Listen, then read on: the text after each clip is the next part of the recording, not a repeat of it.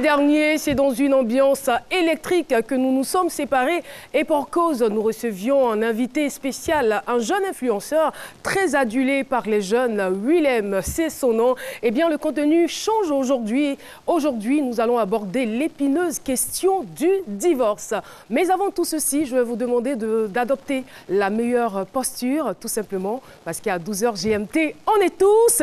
Eh oui.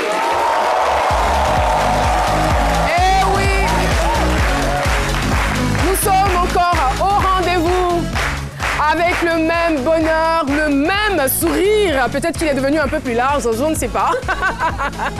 N'est-ce pas? Plus généreux, de plus en plus et de mieux en mieux. Aujourd'hui, chers téléspectateurs, nous sommes en compagnie de ces charmantes dames.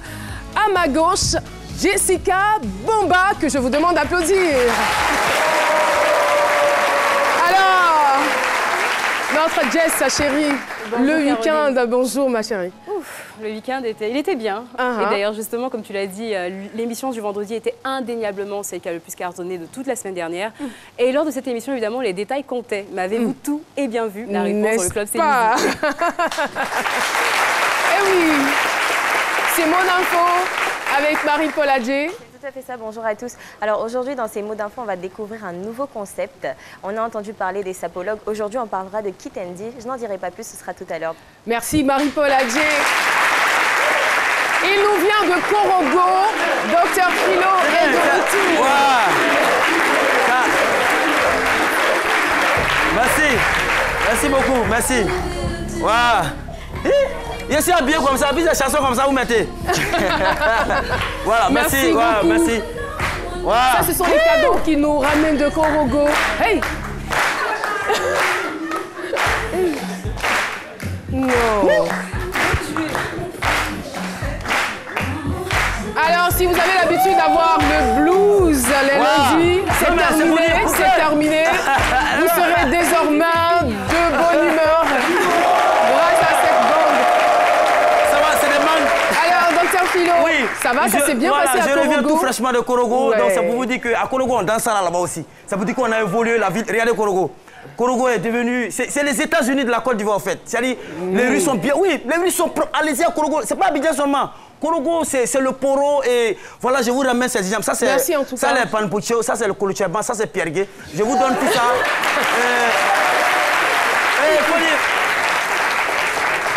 Ce que j'ai retenu à Korogo, c'est le respect des jeunes filles. De toute façon, les filles de Korogo, la femme, c'est une fois, elle respecte son mari.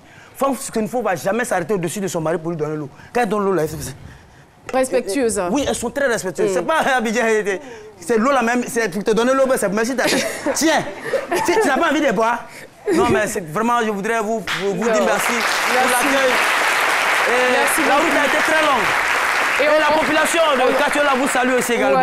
Je suis passé là-bas. On les salue, on les embrasse. Et voilà. Anna Pierre, mais moi, nous ne pas nous parler. Merci pour le mensonge du soir. Du midi. Merci. Merci beaucoup.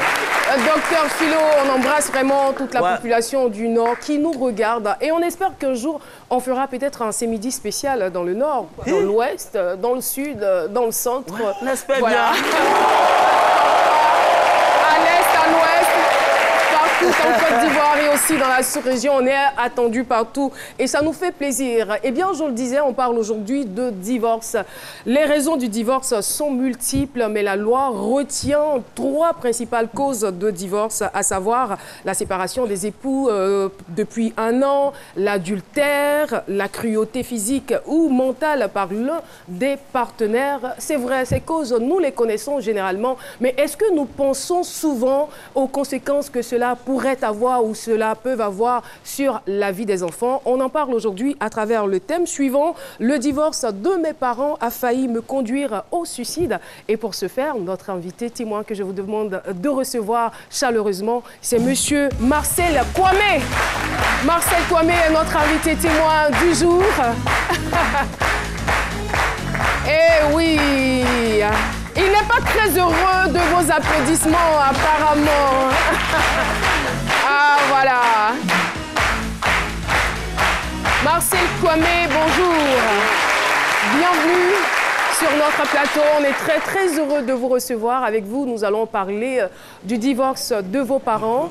Le divorce qui a failli donc vous conduire au suicide ou, si vous le voulez, la séparation. Enfin, vous dites séparation, on en saura davantage à travers votre témoignage parce qu'il y a eu un revirement de situation. Je n'en parle pas tout de suite.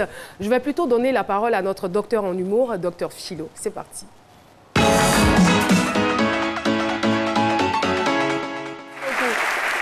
Donc la séparation, moi, c'est mon avis, la séparation, divorce, tout est la même chose. Si les deux ne sont pas ensemble, pour moi, c'est le divorce. Ça n'engage que moi. Mais je dis que, heureusement que vous ne vous êtes pas suicidé parce que là, vraiment, ça, j'imaginais si le thème était la séparation de mes parents m'ont conduit au suicide, mais qui allait te l'inviter? Donc c'était un appel à témoin à la chaise vide.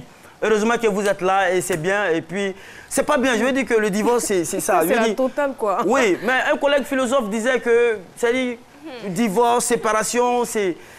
Il a réfléchi un peu sur les causes même du divorce. Pourquoi le divorce existe? Il dit, mais s'il y a divorce, c'est parce qu'il y a mariage. Tout simplement. C'est comme ça qu'il a jugé la chose. Donc, puisque le mariage, on dit dans les livres, on dit n'est pas bon de vivre. On est condamné à se marier un jour. Donc, si le divorce arrive, c'est un phénomène social. Allez, ça arrive, puis ça arrive, on assume, quoi. Moi, je veux dire que... Vous voyez les divorces, les gens sont dans les foyers. Vous parlez de 1 an de séparation. Il y a les divorces même là, depuis même la signature du certificat de mariage à la mairie, même là, ça a commencé. Dès que le mariage est consommé net, 5 minutes après, il y a divorce. Vendredi dernier, oui, vous avez fait une déclaration de mariage. Une demande en mariage. Oui, elle m'a dit, non, vous voulez m'épouser. Les gens ont crié, wow. Mais quand elle est en train de m'embrasser, qu'est-ce qu'elle a dit dans mes oreilles? C'est que tu cherches dans le foyer, là, je vais te donner. Là, moi, je vais pas dire dans le foyer comme ça. Je peux pas. On a vu des gens, dès qu'ils ont fini le mariage à la mairie, net, il allait s'asseoir à la maison. 5 minutes après, il regarde le certificat de mariage. Sa femme dit, tu cherches quoi? Il dit, je cherche la date de péremption. Parce que, mais est-ce que ça se péremption? On dit, tu es dedans, il n'y a pas de péremption. Et quand c'est comme ça, les enfants paient le tribut, comme Caroline l'a dit. C'est déplorable. Les enfants sont hésitants en 2 foyers. Maman est de l'autre côté, papa est de l'autre côté. L'enfant, il hésite. À travers ses exercices à l'école, il est très hésitant. Il n'arrive pas à écrire. Il a toujours des mauvaises notes. Et l'enfant devient comme un agent de renseignement. C'est-à-dire, quand il va chez sa maman, elle demande, ton papa, là, il a pris une nouvelle femme, là. Elle a un enfant comme moi. L'enfant, il oublie. Oui, il devient un agent de RAR, avec grand A. C'est-à-dire, il a pris une nouvelle femme. Lui, il va dire, ah, ta maman, là, elle est avec un monsieur là-bas. Il est comment? Il a paquet, il est joli. Donc, l'enfant, il est obligé de s'occuper de ce qui ne lui régale pas dans le foyer et tout ça. Voilà, c'est des questions qu'on lui pose. Donc, je veux dire que c'est pas bon, il y a pas de... Il y a ancienne femme. Voilà, quand on divorce, il y a ancienne femme, il y a ancien mari, mais il n'y a pas d'anciens parents. Hein? L'enfant, il n'y a pas d'anciens parents. Donc je veux dire que faites très attention dans vos quartiers, quand vous attendez souvent vos voisins qui crient toujours « Oh, cette vie, oh, j'en peux plus, tout m'énerve, c'est qu'il veut se suicider, va lui dire, ce qu'il veut faire, il n'a qu'à arrêter. » Et pour la dernière information, sachez tout simplement que c'est une information quand même, que dans le monde, selon les statistiques, chaque 3 secondes, quelqu'un tente de se suicider. Donc regardez, 1, 2, 3, boum! Quelqu'un veut se suicider là. Merci beaucoup, docteur Philo. Merci infiniment.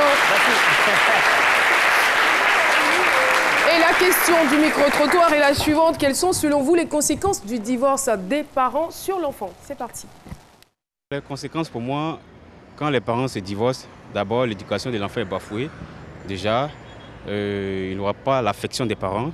Et puis là, ça va devenir autre chose. Je crois que c'est un impact négatif sur l'éducation des enfants parce que les enfants sont livrés à 2 éducations différentes. Vous voyez un peu le phénomène des microbes, vous voyez un peu le phénomène des enfants non encadrés. Ce n'est pas une bonne chose. En tout cas, il est préférable de veiller sur les enfants ensemble. C'est encore une bonne chose. Le divorce, beaucoup ne le savent pas, beaucoup de parents ne le savent pas, mais ça affecte dangereusement l'enfant. Dès l'instant où ce sont papa et maman qui doivent éduquer, qui doivent donner une bonne éducation à un enfant, dès l'instant où un maillon a cédé, il va sans dire que toute la chaîne cède. Donc un enfant qui est dans une famille désunie, c'est clair que l'enfant même sera déséquilibré. Pour un enfant qui voit ses parents se divorcer, d'abord il va en vouloir à ses parents et puis ensuite ça peut le pousser à aller dans la rue, être un délinquant, si c'est une fille se prostituer. Si il était beaucoup attaché à ses parents et puis il voit il prend la chose mal, les parents aussi n'ont pas le temps de l'expliquer tout en détail là. Ça peut le pousser à faire beaucoup de bêtises. Et voilà, nous recevons en ce jour Monsieur Kwame Marcel. Monsieur Kwame Marcel qui est gérant de société, distributeur de gaz, célibataire et père de 3 enfants. Alors, il est aussi chantre. Il faut dire que vous êtes l'aîné d'une famille de 2 enfants. Et c'est à l'âge de 4 ans que vous avez assisté à la séparation de vos parents. Racontez-nous, s'il vous plaît, comment cela s'est passé. Et surtout, on aimerait savoir, c'est vrai que vous étiez très jeune, mais était-il un couple harmonieux? Bon, à l'âge de 5 ans, je ne peux pas tout dire, hein, parce que je sais qu'on était tout petit. Mais vous avez quand même pu assister, parce qu'on perçoit quand même à partir de 3 ans. Moi, j'ai des souvenirs encore, enfin, je ne sais pas si c'est 3 ans ou 4 ans, mais bon, j'en ai. Jusqu'à aujourd'hui, peut-être qu'on n'a pas, encore eu la raison même, clé même de leur séparation. Mais on a appris ça sur les faits. Et quand c'est arrivé, bon, on était obligé de jouer. C'était une séparation, donc il y avait des discussions. Donc le week-end, on est chez maman. Est-ce qu'avant ça, avant cette séparation, je veux dire, les disputes étaient récurrentes? Est-ce que vous entendiez, enfant, les disputes de vos parents? Vous assistiez à ça ou pas? Parce qu'il y a des parents qui ne se gênent pas du tout, qui ne font pas attention aux enfants ou qui se disent qu'ils ne comprennent pas, ce sont des enfants. Non, c'était entre eux, on n'assistait pas à leurs disputes, non. On n'a jamais assisté. Vous vous souvenez quand même qu'à 4 ans, vous aviez une enfance plutôt joyeuse? Ouais, normal. Ouais, normal, j'allais à l'école comme tout enfant, et puis bon. C'est là que le clash est arrivé. Et quand le clash arrive, qu'est-ce qui change dans votre vie? Bon, les habitudes, de voir maman chaque matin, de voir aussi papa chaque matin, les deux ensemble, tout avait changé. Et on ne voyait que maman, que le week-end. Et toute la semaine, on était avec papa. Donc, vous savez que la séparation, il y a la colère entre les deux. Donc, soit ça descend sur nous. Ils habitaient le même quartier ou pas? Non. Papa était à Bobo, maman était au Dokuy. Donc, on assistait à cette, je peux dire, cet exode-là. On bouge ici. Mais c'est difficile parce que, bon, quand j'étais tout petit, j'étais tout rattaché à maman. Parce que le nom Désiré, c'est le nom que ma mère m'a donné. Donc, Marcel Désiré. Oui, Marcel. Désiré, comme tous les enfants d'ailleurs. Voilà. Donc, je l'aimais tellement que, bon, j'ai pris un peu parti pour elle et j'ai commencé à elle l'aimer. Et j'ai commencé à détester maintenant papa. Donc quand lundi arrive, que je dois retourner à la maison. Il y a forcément une raison. Je veux dire, un enfant ne peut pas se permettre comme ça de détester un de ses parents. Il y a forcément une raison. Quand tu vas chez maman, elle te gâte. Il y a les petits trucs, les biscuits, les choses. On a ce truc-là. Voilà. Bon, papa était toujours énervé. Voilà. Papa vous frappait. Ah, ça, seulement. Il frappe vite, hein. En tout cas, il m'a redressé un peu. Parce qu'il avait une bonne chicotte là, les chicottes avec des. qu'on natte là. Là, quand il te met un comme ça là. Bagnan. Voilà. Donc, du coup, je ne l'aimais pas parce que je trouvais que. Il était beaucoup trop dur. Il était trop dur à moi. Je trouvais qu'il était dur, il était nerveux. Bon, je n'avais pas compris. Non, c'était des histoires. Et à ce moment, le mot papa n'existait pas dans ma bouche. Moi, je l'appelais monsieur, il avait plusieurs surnoms que je lui donnais. Voilà. Cette rébellion-là intervient à quel âge environ? À partir de 5 ans jusqu'à... C'est quand même tôt, hein? Ouais. Je n'ai pas accepté en tout cas vraiment la séparation, c'était difficile.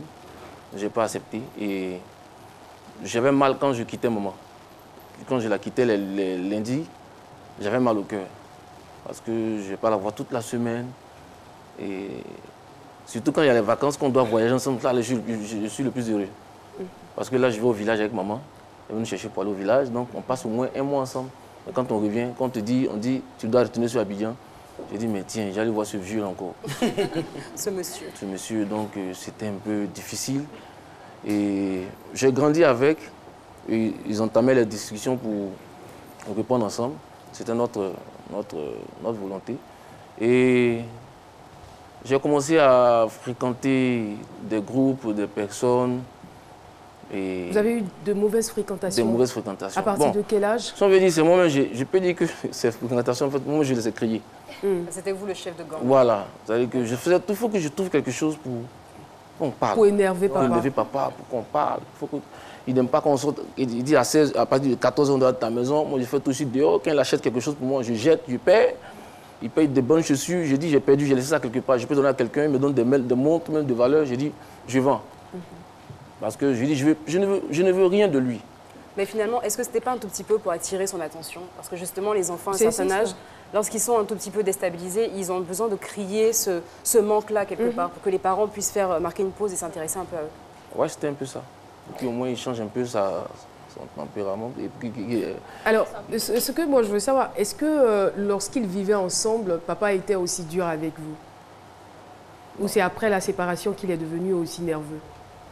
C'est après la séparation. C'est après la séparation. C'est après la séparation. Parce que on ne le voyait pas trop temps parce qu'il il partait beaucoup en France. Il partait beaucoup en France et puis bon, quand il revenait, voilà, c'était un peu dur. Il se défendait. On a eu des difficultés aussi, il faut se dire la vérité. On a eu des difficultés même au niveau de la maison, payer l'électricité. Donc, il était tout en nerveux. Parce que l'emploi, c'était difficile. En tout cas, il se débattait pour nous nourrir. Mais moi, ça ne m'intéressait pas. Parce que pour moi, ma mère était quelque chose, un bien important pour moi. Donc, j'ai vécu comme ça. Et puis, à un moment donné, j'ai grandi avec et j'ai commencé à fréquenter les écoles.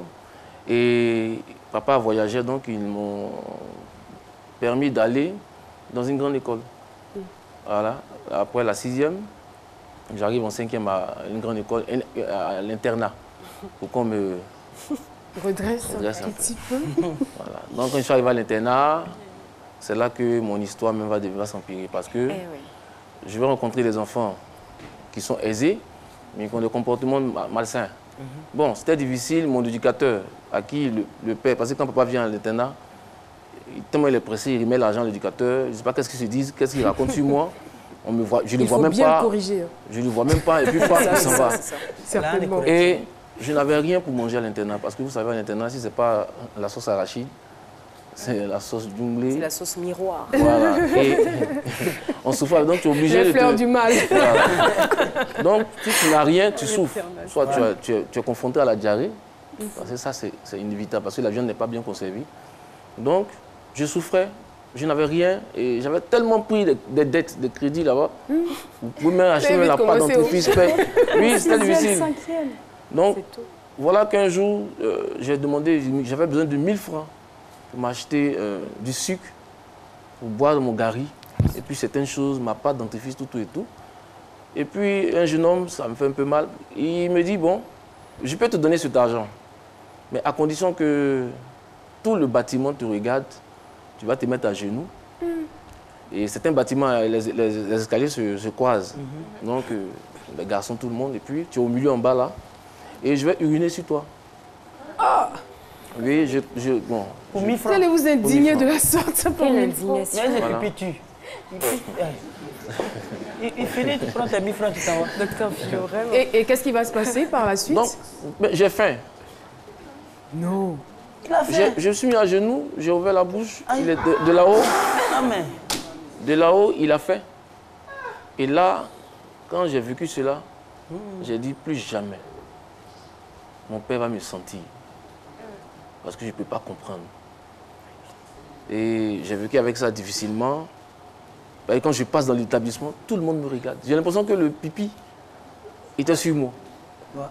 Tout le monde me regarde. À cette période-ci, il y avait peut-être... de tout l'internat. Ouais. Heureusement qu'il n'y a pas les réseaux sociaux cette année. Cette année, je suis foutu. Ça allait gâcher toute ma vie. Donc, j'ai sorti de l'internat parce que j'étais un mauvais élève là-bas. On a créé des rébellions, des grèves bizarres parce que j'étais dans une classe, dans un dortoir où il y avait des durs, des bandits. Ils m'ont formé un peu quand même. Donc, et quand je suis sorti de l'internat, avant de partir de Grand Bassam, j'ai croisé c'est un vieux praticien ou bien je ne sais pas quoi, qui nous a carrément lavé. Parce que je dis, je veux avoir la force. Je veux certaines choses. Donc, je suis allé me faire... C'est-à-dire vous étiez au sein d'un gang. Voilà. Donc, il fallait que je parte me faire canquer, comme on le dit avant. Donc, on est parti dans un endroit bizarre, dans une case bizarre. Il nous a tracé, voilà. Et il a mis une poudre noire. Il nous a donné... Les scarifications, là. Voilà. Avec des capas, tout ça, c'était là, les 12, tout ça. Et on marchait comme ça. Donc, quand on revenait... Et un jour, ça marchait parce que je revenais. Et une histoire, quand il m'a mis au grâce, pour les grâces à Bobo. Une bagarre un vendredi, et là, un coup part. Bon, ça a pété les lèvres de la personne, le sang a coulé. Donc, du coup, j'étais devenu un dur. Voilà, je sentais la force. Voilà. Donc, j'aimais palabre. Maintenant, j'ai commencé à aimer le palabre. Je n'allais plus au cours. Et où ça va graver encore mon histoire un jour, parce que pendant que mon père parlait de mon attitude avec ses frères, il a dit une parole que j'avais mal compris. La parole disait ceci, que moi, je n'ai jamais voulu avoir un enfant. C'est ta mère qui voulait avoir un enfant. Donc, j'ai dit, ah bon? Donc, si tu n'as pas voulu... Il vous l'a dit directement ou directement. Vous avez surpris la conversation? Directement, il me l'a dit. Mais je n'avais pas compris son langage, en fait. Donc, moi, j'ai pris ce qui est venu automatiquement et j'ai accepté. J'ai commencé à crier maintenant mon histoire. J'ai dit, OK, comme je n'existe pas, je vais lui montrer que c'est l'erreur de sa vie qu'il vient de commettre. Donc, ce jour-là même, j'ai pris une arme à feu. C'est mon oncle qui m'a retenu. J'ai dit alors... Où est-ce que vous avez eu cette arme à feu? Je l'ai eu avec des amis. On achète tout à Bobo. Il y a les quartiers où on peut en avoir. Et vous aviez quel âge à peu près? En 5e, 4e. En 4e. En 4e. Je sais pas, j'avais peut-être 12 ans. C'est vrai que vous le dites aussi simplement, mais ce sont des choses graves que vous êtes en train d'avancer. Hein. Oui, c'est une vérité. Nous, on ne fait pas votre procès, mais déjà par rapport à... On essaie déjà de voir l'influence que les paroles et l'attitude de vos parents a eu sur vous. Voilà, donc la façon dont votre père vous a parlé, la façon dont il s'est comporté avec vous, la rébellion que cela a créé dans votre cœur, jusqu'à ce que vous deveniez un délinquant, presque un rébut de la société, et aller jusqu'à chercher une arme à feu. Là, ça, c'est l'extrême, franchement. Puisque je viens d'apprendre que je n'ai pas voulu d'avoir un enfant. Donc, soit tu meurs, c'est mieux de mourir. C'est mon oncle qui m'a retenu, qui m'a dit non, père son âme, qui m'a dit non, ne le fais pas. Il dit non, je veux me suicider, c'est mieux. Là, je n'existe plus dans sa vie. Et c'est fini. Il m'a parlé, il m'a donné un conseil, il a dit ok. Alors, j'ai dit bon, je vais trouver d'autres méthodes. Et puis un jour, c'était à mon anniversaire. Alors, puisque j'ai commencé à me donner la cigarette, parce que quand je suis sorti de Grand Bassam, je fumais la cigarette. J'ai commencé à fumer d'abord les Gauloises, les Gitanes, et puis d'autres cigarettes dures. Et là, j'ai connu quelqu'un... Vous avez touché à la drogue? Oui, j'ai touché à la drogue. Mais je prenais ça juste un peu.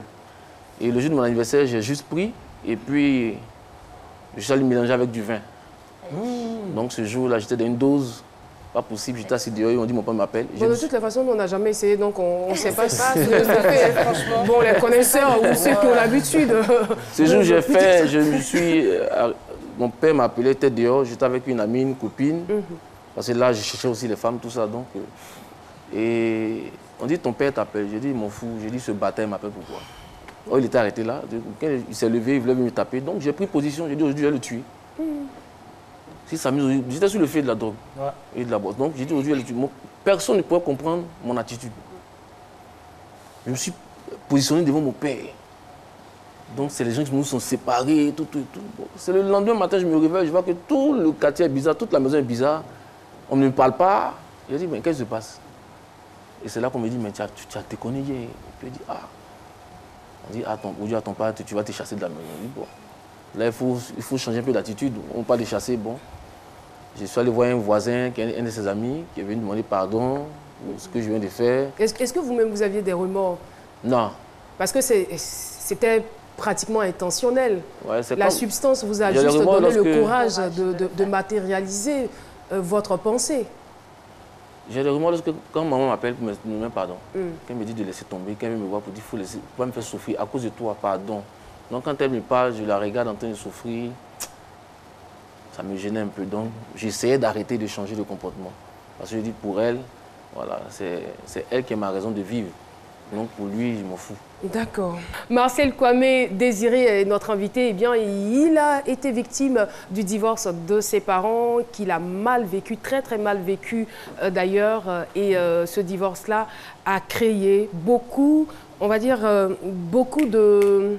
Comment je pourrais le dire? Beaucoup de titubation dans sa vie. Non, je ne veux pas dire... de dérapage, justement, c'est le mot que je cherchais. Merci, on applaudit très fort pour le sage, justement. C'est le mot dérapage que je cherchais et grâce au sage, je l'ai trouvé. Merci beaucoup d'être là sur notre plateau. Alors là, ça va vous conduire à la drogue, au banditisme. Ouais, tout ce qui était... Même quand j'étais en 3e, j'ai été convoqué par le directeur qui a convoqué mes parents.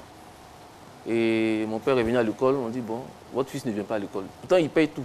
Il paye toute la scolarité, mais je ne vais pas au cours. Et on voulait compter les heures d'absence. Et mon père dit, bon, c'est mieux qu'on compte les heures de présence. Franchement, ça va aller plus vite, je J'étais même pas présent. Je partais en classe, après je suis au fumoir. J'attends les vendredis pour les règlements de compte. Et puis bon, c'était ça. J'ai même avec le groupe, les gangsters, j'ai même marché avec les gangsters, les vagabonds. Et mon père se plaignait toujours. Bon, quand on lui dit, papa, ton fils fume. J'ai dit non, c'est faux. C'est dur que je faisais donc. Ensuite, mon fils n'a jamais fumé. Il dit, ah, moi, il ne fume pas. Hein. Non, non, non, non. Puis, il ne peut pas croire que je sors. Même souvent, la nuit, je sors. Pendant qu'on est assis au salon, on regarde la télé ensemble. Quand ils disent, va se coucher, j'attends quand il sort. Puis, je suis dehors dans la rue. Je vais à Yopougon, dans les bars. Je rentre, j'ai commencé à fréquenter les bars, les maquis. Et puis, bon, c'était comme ça. Hein. Après le BTS, non, le BPC, j'ai été orienté au lycée technique. Le père a tout fait pour que je sois, on me recadre un peu. J'arrive au lycée technique aussi. J'étais sous-chef de classe. Et je suis entré dans la fédération. Qu'est-ce qui a joué votre faveur? Non, en fait, parce que... Ils avaient peur de vous ou quoi, vos camarades de classe? Non, parce que sous-chef, il y avait des faveurs. Je peux tirer les coups quand je veux. C'est moi qui fais l'appel, c'est moi qui ai le cahier. Donc, voilà, quand je disparais, il disparaît le cahier. Ne faites pas ça chez vous. En tout cas, on n'est pas comme ça, j'étais dans cette situation et je suis entré dans la fédération des étudiants. Et puis là, je voulais tout gâter. Alors moi j'ai une question, excusez-moi, parce que vous n'êtes pas quand même le seul enfant de cette famille-là, vous êtes deux. Est-ce que votre frère ou votre petite sœur se retrouve dans la même situation? Est-ce qu'elle a le même ressenti? Ou c'est seulement vous qui décidez de vous enfermer dans une rébellion? Les mères, on va voir. Mais et votre mère dans tout ça? Parce que malgré tous ces dérapages-là, quelle était la contribution de votre mère dans votre éducation? Elle faisait tout pour me ramener.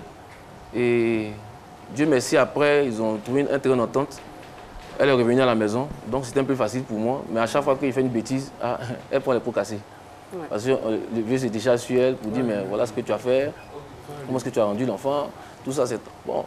C'était comme ça, et puis jusqu'en terminale, parce que j'étais dans le groupe, et j'ai été même recherché une fois par la PJ, parce qu'on a fait quelque chose à une école. C'est l'avenir certain d'un délinquant. On était affronté, attaquer un enfant d'une autorité, à Cocody quelque part, et on nous a une poursuite. Donc on a réussi à s'échapper.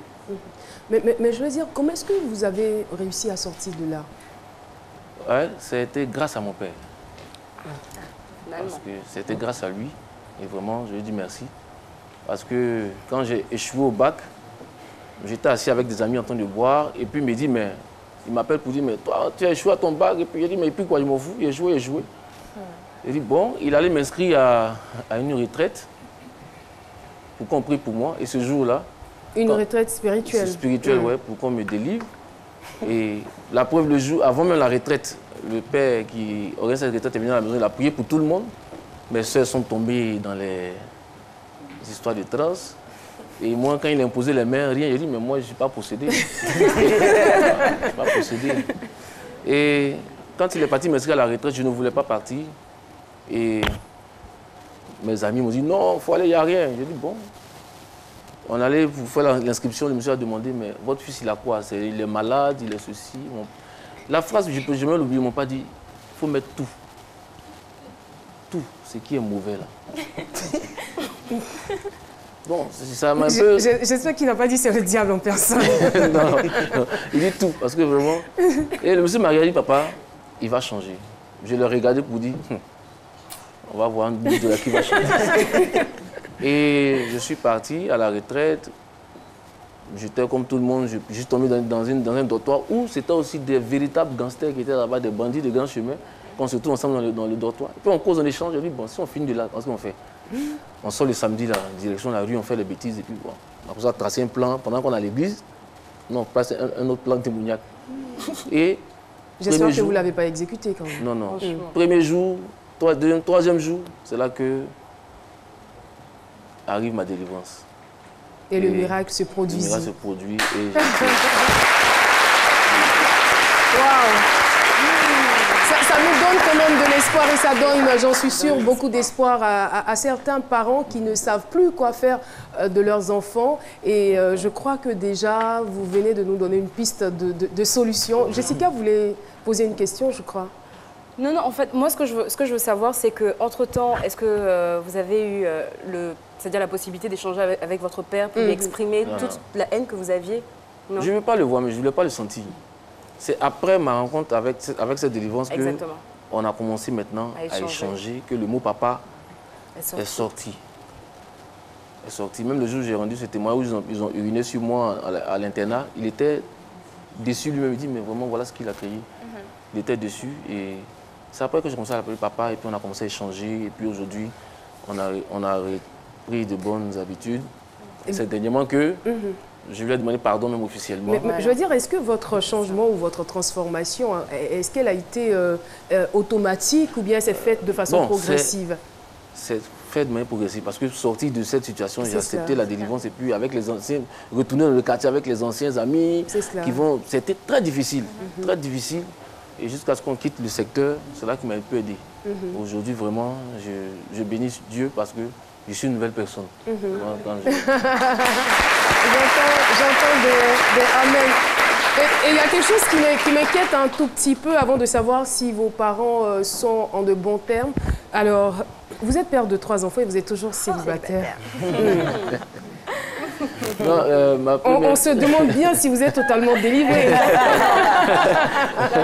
En fait, c'est ça, comme je le dis, ma première fille, je l'ai eue dans cette histoire de identité, je l'ai eue. Là, je l'ai cachée à mes parents. Elle est rentrée à l'âge de 3 ans. Aujourd'hui, elle passe le bac. Et les autres, je l'ai eu avec une autre femme. Bon, on a essayé de marcher ensemble. Et ça n'a pas marché parce qu'à un moment donné, je traversais le monde difficile. J'avais perdu mon emploi. Puis bon, bah aujourd'hui, ça va mieux. Hein, c'est Dieu qui a voulu qu'on ne soit pas ensemble. Elle a pris un autre chemin, j'ai pris un autre chemin. Donc, je suis en mode célibataire. Sur le marché. On espère que vous n'allez pas reproduire exactement le même schéma. Non. Bien sûr. Non. Et c'est le cas, il retourne à la retraite. Et vous êtes désormais chantre. Oui, voilà. Désormais, c'est donc tout. l'intitulé de votre album. Et c'est très bien, ça fait vraiment du bien de voir que vous avez changé jusqu'au point de chanter aujourd'hui pour le Seigneur. Alors, ce que je veux savoir, vos parents, il y a eu revirement de situation ou pas? Oui, ils sont revenus ensemble, ça va. Combien de temps après?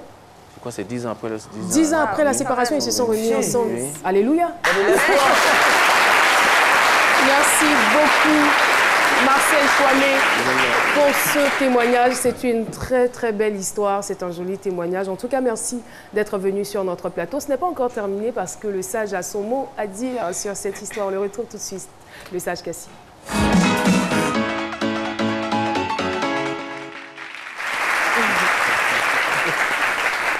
Ça me donne envie d'écrire un roman. Hein. Effectivement, une si intense frustration comme la séparation des parents peut effectivement entraîner une grave régression susceptible de conduire au suicide. Mais vous avez titubé, vous n'êtes pas tombé. Dieu merci. Je vous en félicite.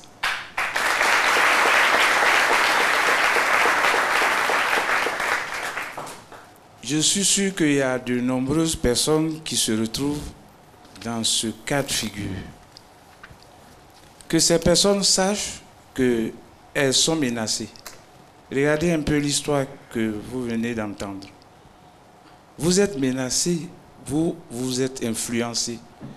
Et vous pouvez être tenté de vous adonner à un certain nombre d'activités ou d'attitudes ou de pensées ou de raisonnements capables de vous égarer.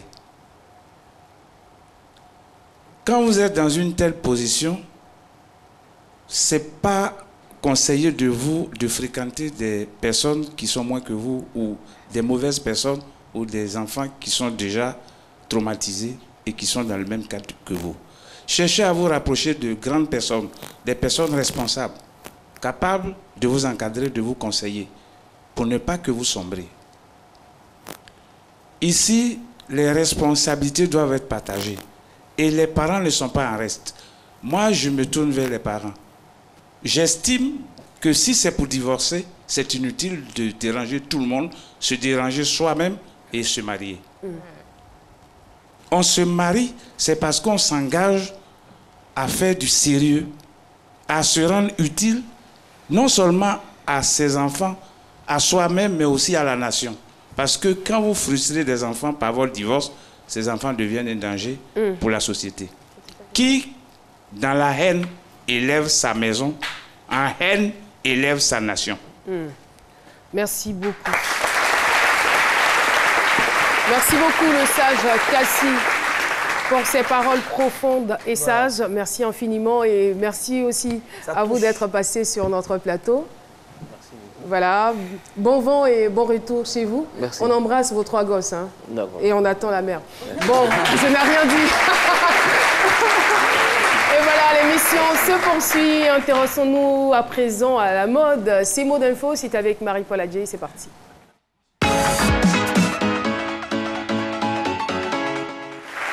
Bonjour à tous.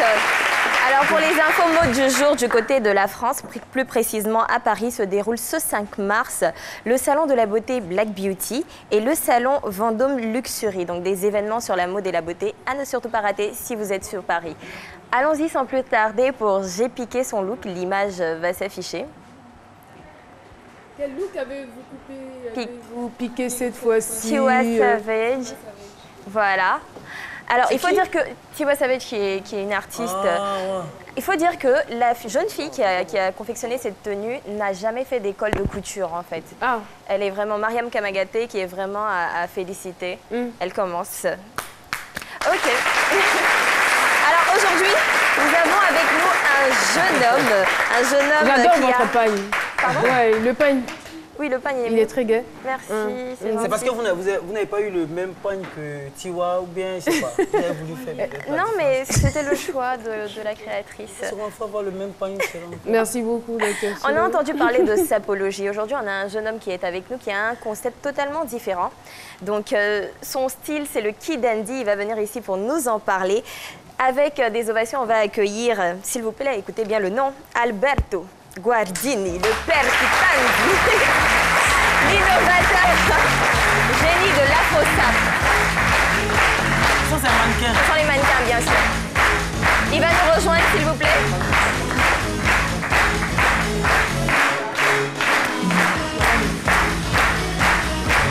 Bonjour.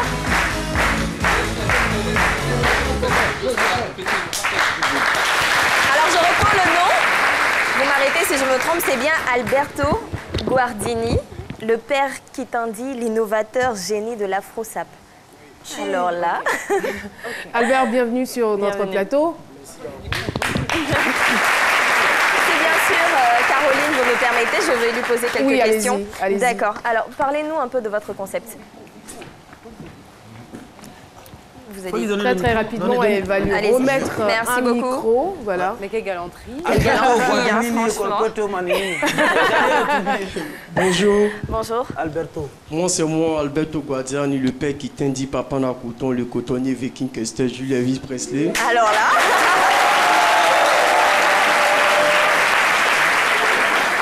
N'est-ce pas? Parlez-nous un peu de votre concept. Bah, le concept, il n'y a rien de grave.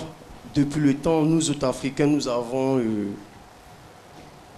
très souvent à copier sur le style de l'Occident. Cependant, nous avons beaucoup de choses en partage avec l'Asie qu'on néglige, telles que les styles vestimentaires, c'est-à-dire la tendance nippon-japon du pays du soleil levant. D'accord. Cela voudrait dire que vous vous inspirez en fait du Japon pour vos styles vestimentaires, c'est bien cela? Tout à fait, je m'inspire du pays du soleil levant. D'accord. Et généralement, quelles sont les matières que vous utilisez? Bon, il n'y a pas de matière particulière. Dans les vêtements, disons le linge, il y a du soie, il y a du coton, du polyester. C'est pas ça le plus important. Le plus important, c'est le style. Le style dont on fait. Le vêtement, tu portes, la manière de porter. Et cette tendance regroupe plusieurs styles à la fois. Il y a le côté fashion, le côté dandy la street, le côté néo-dandy et le chic rebelle. D'accord, il faut dire que vous êtes basé sur la France, hein, c'est bien cela. Bah, je vis en France, j'ai donc imposé et propagé cette tendance dans mon pays. C'est cela, ajouter cette tendance sur nos styles vestimentaires, voire africaine aussi. Merci. On va leur accompagner avec des ovations, s'il vous plaît. Merci beaucoup. Merci d'être passé sur le plateau de CMidi. Et je termine rapidement en remerciant... Vraiment, ça a été un honneur. Je vous remercie tous et à la prochaine. Merci beaucoup. Je termine rapidement en remerciant Tina la déesse pour ma magnifique tenue. Merci beaucoup, Marie-Paul Adjé. Tout de suite, le quiz C'est Midi. Quel est le jour de passage de la rubrique C'est Midi Club? Réponse A, jeudi. Réponse B, lundi. Envoie A ou B au 98 133 pour tenter de gagner 100 000 francs chaque semaine. Eh bien, nous avons les noms des gagnants, que dis-je, des gagnantes de cette semaine. On aura l'occasion de les recevoir en fin d'émission. Et on retrouve Jessica Bamba pour C'est Midi Club.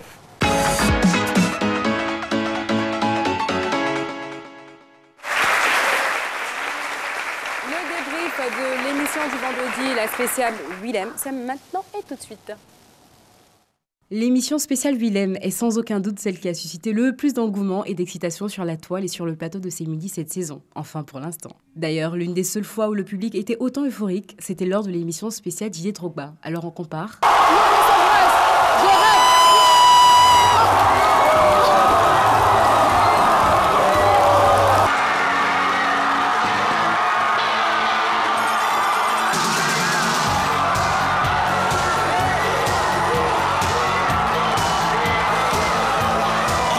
Il n'y a pas que le public qui était comme envoûté par notre invité, n'est-ce pas Marie-Paul? Mais je vous comprends, avec son regard de braise, son sourire ravageur, difficile de rester de marbre. En plus, vous avez le même âge, ce qui se comprend aisément. J'ai la nette impression que vous avez sensiblement le même âge. Oui, on a le même âge. Mais attention Marie-Paul, tout ceci n'est pas du goût de Dr Philo. Mais là, je suis inquiet. Elle attend impatiemment l'invité. Moi qui suis à côté, franchement, je suis pas beau aussi. Comment vous pouvez attendre quelqu'un qui vient d'ailleurs alors que... Comment? Je vous demande un mariage.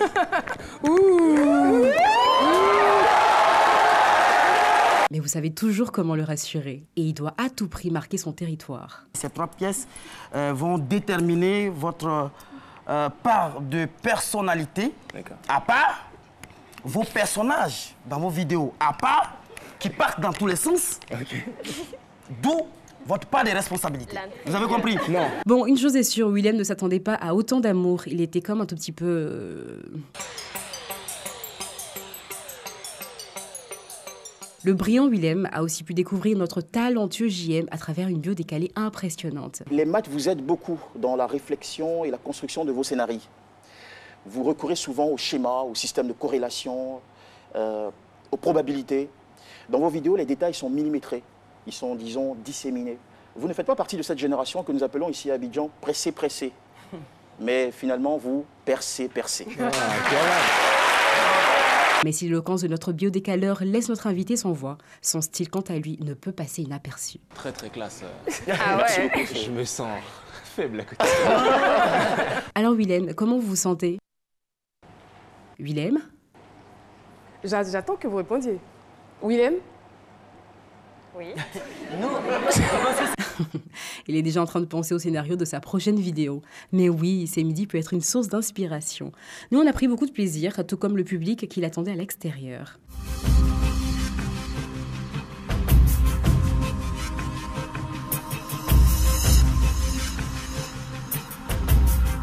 Je pense que le tout premier passage télé de notre invité restera jamais gravé dans sa mémoire. Bravo Jess. C'était une belle émission, très très belle émission. C'était du lourd. Merci à la talentueuse Jessica Bamba. Comme C'est Midi, c'est fini, on se retrouve jeudi. Voilà. Merci infiniment. Et voilà, l'émission est déjà terminée. Oh là là. Laissez-moi saluer donc les dames qui sont avec nous, la Fédération des associations de femmes de Kouibli. Merci de votre présence sur ce plateau. Elles ont le lancement de la journée internationale de la femme à Kouibli du 9 au 10 mars. En tout cas, merci d'être venus sur notre plateau. Et n'oublions pas le fan club C'est Midi. Alors, je vais donc demander à nos gagnantes du jour de commencer déjà à s'avancer. Venez nous rejoindre, s'il vous plaît.